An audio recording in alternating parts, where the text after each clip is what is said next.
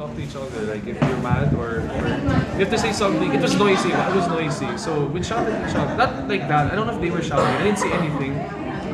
Pero I heard what happened. They weren't fighting because after the movie they were like making up by talking. And I was like, for sure there are no cameras. It's natural now. They're talking lang. So they weren't fighting at all. They were James and Dean's James and Dean. You know? Just like looking at them kahit tahimik, nakakakilig na. So yeah, they weren't fighting. I know they weren't. Kasi I was behind them. I was in front of them. So yun lang. Napag ba yung mga yung tungkol sa kanila as a love team? Kami ni... Kayo kasi babarkada Yeah, we're like, we don't talk about like work. It's more of like, we talk about that. For me, they talk about like the funny behind the scenes, what happens. It's not more of like, we don't talk about how does it click. Kasi I guess they know that's natural eh.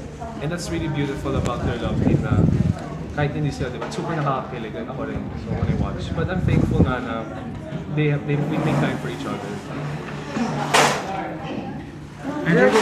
Okay. Different for Harp. Kasi this is your third movie na with Yasi. So, ano yung difference sa mga roles dito from the previous? Ngayon ang pangit kasi it's, parang di ako yung first love ni Yasi sa movie, pero she had to fall in love with me kasi I was a kind person. I was always there for her. And then, si ano naman, no, I felt I was in love pala with her. I was in love with Yasi, pero Yasi loved James. Ganun pa rin tayo ganun.